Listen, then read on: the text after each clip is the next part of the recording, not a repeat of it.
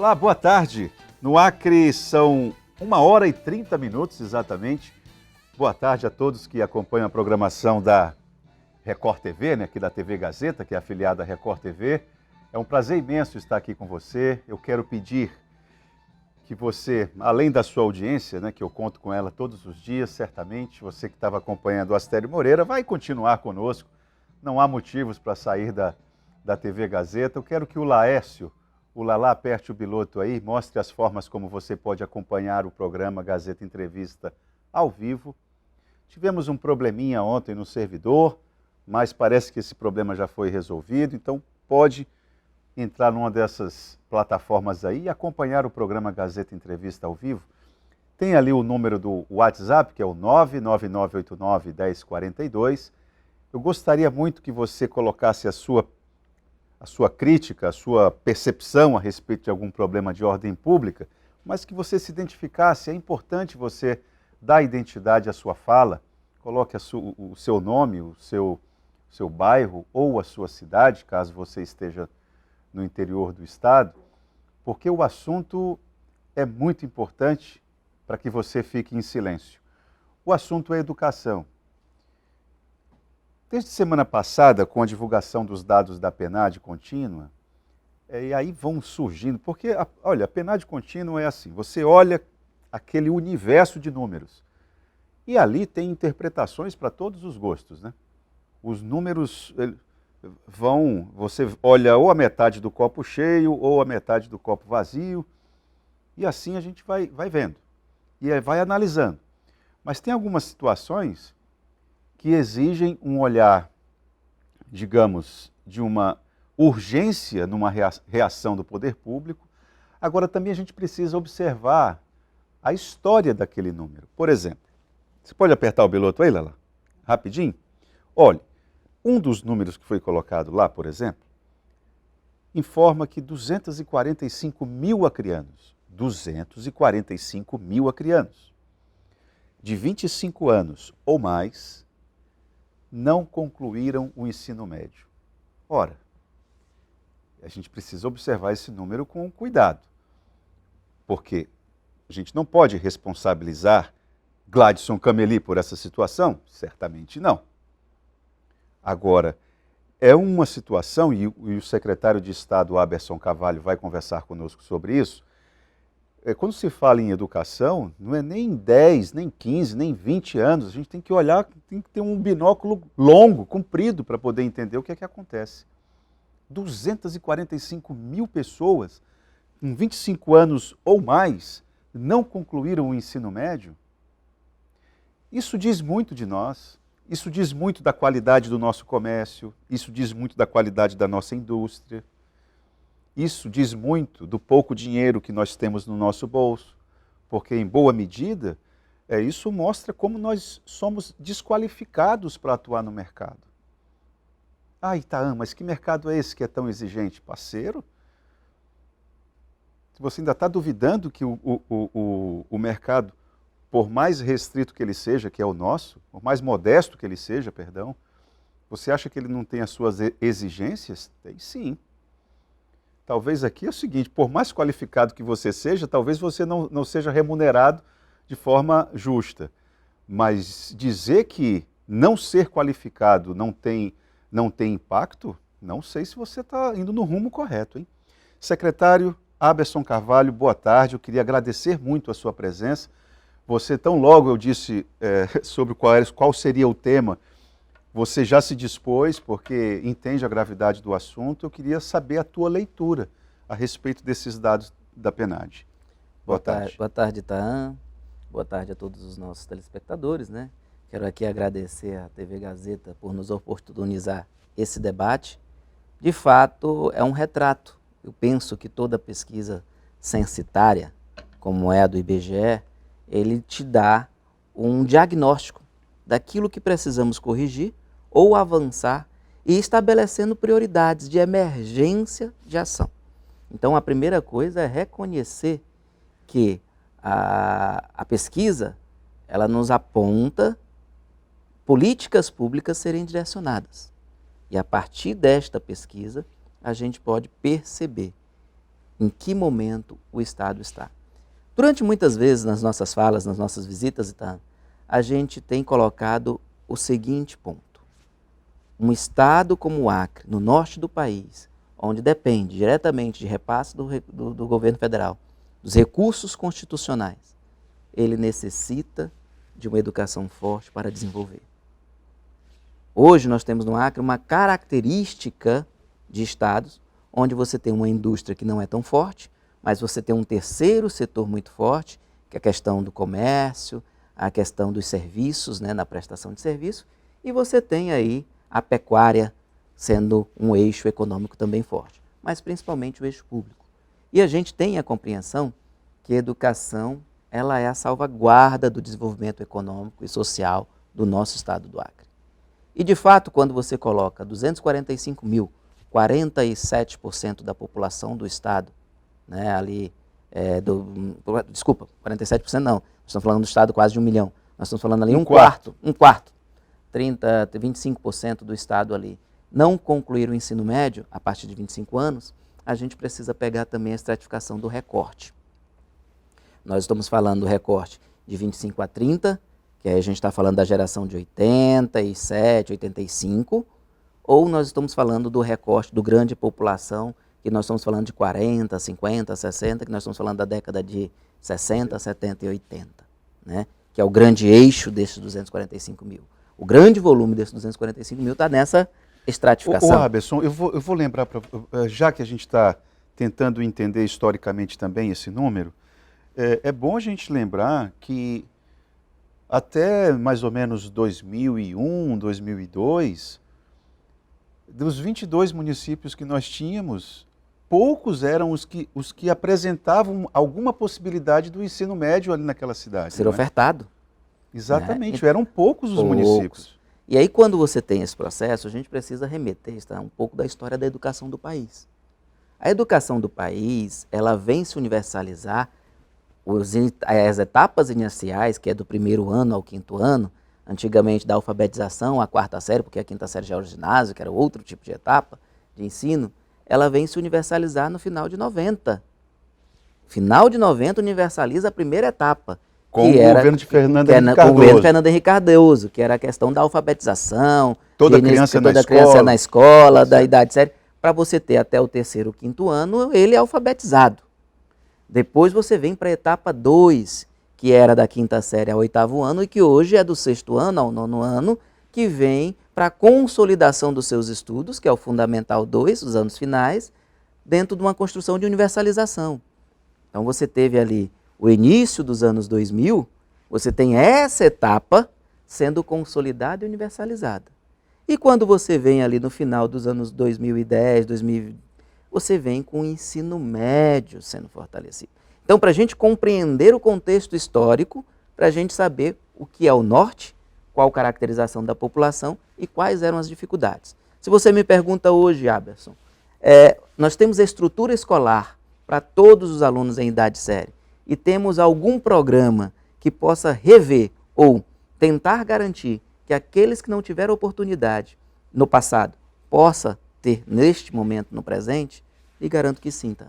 As estruturas de nossas escolas, as estruturas da rede pública estadual, ela é suficiente para atender o aluno em idade séria, sem disputa e sem fila, que também na década de 90, até o ano de 2014, 2013, nós tínhamos filas para matrícula em alguns momentos na educação pública, que é o problema hoje de creches.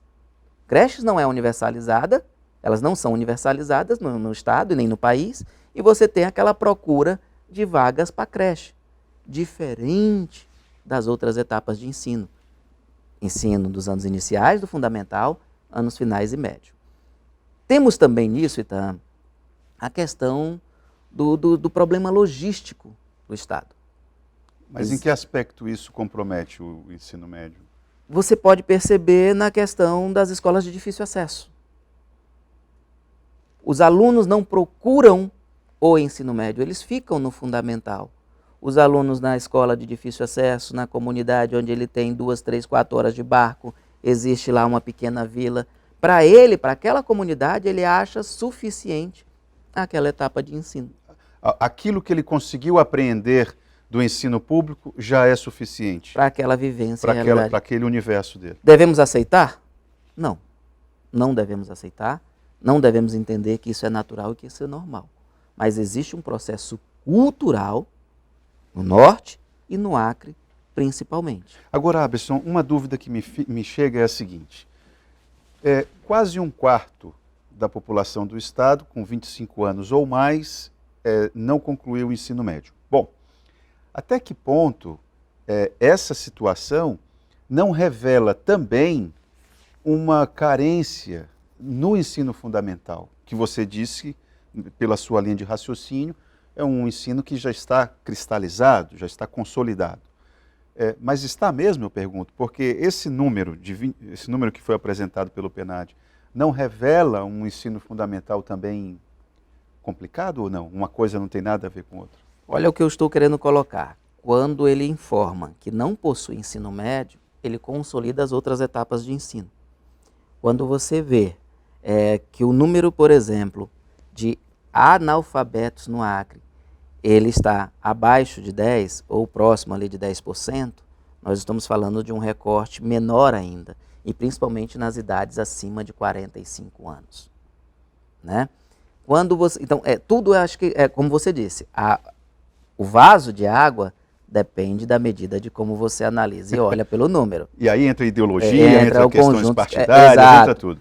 Mas falo e consigo considerar você que hoje nós temos uma proposta dentro do Estado. Hoje nós temos 150 mil alunos na rede pública de ensino. 150 mil alunos na rede pública de ensino. 150 mil. Mil alunos matriculados. Esses alunos estão em idade série. No EJA, por exemplo, na Educação de Jovens e Adultos, eu tenho cerca de 20 mil alunos hoje, que são alunos de distorção e idade série, que você tem o módulo 1, o módulo 2 e o módulo 3. Hoje nós estamos lançando um programa junto ao EJA de fortalecimento e abertura de turmas, para justamente essas pessoas que estão em distorção, idade séria, ou então, que a gente saíram atrasados, estão atrasados, enfim, ou não tiveram oportunidade de estudar naquele momento, que eles possam oportunizar. E nós estamos trabalhando um projeto de jovens e adultos diferenciado, com duas classes. A classe 1, que são alunos de 15 anos a 49 anos, chamado produtora, mão de obra, que existe. Esses alunos da classe 1, classe especial, que seria a classe trabalhadora de mão de obra ativa, esses alunos trabalhariam com o EJA em paralelo à formação profissionalizante, ou seja, uma complementação junto ao EPTEC, junto ao Sistema S de formação e aperfeiçoamento. Eles estariam na escola, se alfabetizando, estudando as suas etapas, concluindo seu ensino médio, mas também no paralelo com uma carga horária determinada por semestre, por módulo, de 60 horas, concluindo cursos de formações profissionalizantes. Vocês colocaram no EJA aquele espírito da reformulação do ensino médio, Exatamente. Né? Mas para todas as etapas. Entendi. Dependendo do que tem de potencial no local apresentado. E você tem a classe de qualidade de vida, que são aqueles alunos de 50 para cima, de 50 para cima, que já está numa fase já próximo já de um percurso de aposentadoria, que as questões da saúde começam a ser implicadas, que precisa ter orientação de alimentação, de cuidados, de assistência, e que se ofereça dentro da estrutura governamental e não governamental uma visão de uma melhor qualidade de vida para que este possa cada dia mais ter anos, né? Ele quer aprender a ler, ele quer ter mais conhecimento por uma outra relação de vida, né? Por uma outra condição, não por uma condição de mercado. Porque ele já está no mercado com algum tipo de profissionalização ou de experiência empírica de alguma atividade que ele aprendeu a fazer no caminho e que sabe. Então nós temos esses dois viés.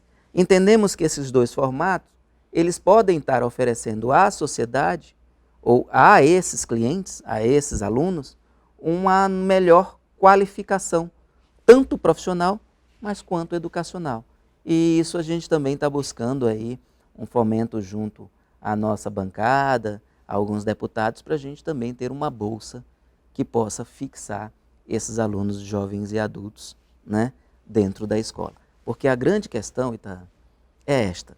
Você traz o aluno para a matrícula, você matricula o aluno e muitas vezes você tem uma evasão alta porque ele acaba arrumando um trabalho, acaba arrumando um emprego, deixa de estudar para poder ir trabalhar e assim sucessivamente. Esse camarada que você está falando é camarada com 16 anos, 17 anos? A partir dos 15 anos, ele já pode ser aluno EJA, né, em distorção em idade séria, dependendo da sua etapa de ensino.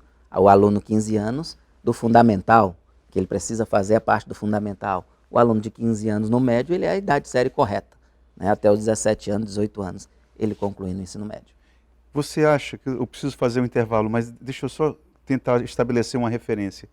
Com o ritmo de ações da Secretaria de Estado de Educação, como está, com o ritmo como está, as coisas como estão, você acha que a gente vai conseguir mudar esse cenário em quanto tempo? Uns 20 anos, 30 anos? O que você... De forma bem rápida. Hoje nós estamos transmitindo aulas ao vivo pela manhã e pela noite em canal aberto. Aulas de pré-ENEM. E aí a gente convida toda a população a fazer o pré-ENEM. Para quem não sabe, você que tem mais de 18 anos, que não concluiu o ensino médio, você pode fazer essas videoaulas em casa, no horário da novela, ao invés de assistir a novela, assiste as videoaulas. O pré-ENEM acaba agora, a inscrição dia 16, se inscreva no ENEM, faça a prova no final do ano e você conseguiu alcançar 50% das áreas do ENEM, né, das áreas de conhecimento, você é certificado pelo EJA com um ensino médio concluído. Olha só. Então o Estado está oferecendo não só a sala de aula, o Estado está oferecendo um programa de pré-ENEM que garante que este aluno que consiga alcançar as médias, não zere na redação, e consiga alcançar as áreas, 50% da sua pontuação, ter a garantia da certificação do ensino médio. Eu fico imaginando, conhecendo algumas figuras, alguns pedagogos e alguns educadores, eu fico imaginando o quanto isso gera de polêmica. Gera, mas é oportunização. Entre os acadêmicos. Dentro das dificuldades que cada um vive. Uma coisa é eu ter uma boa condição de vida, ter uma relação de uma família estruturada que me possibilita estar estudando dentro de um ciclo natural.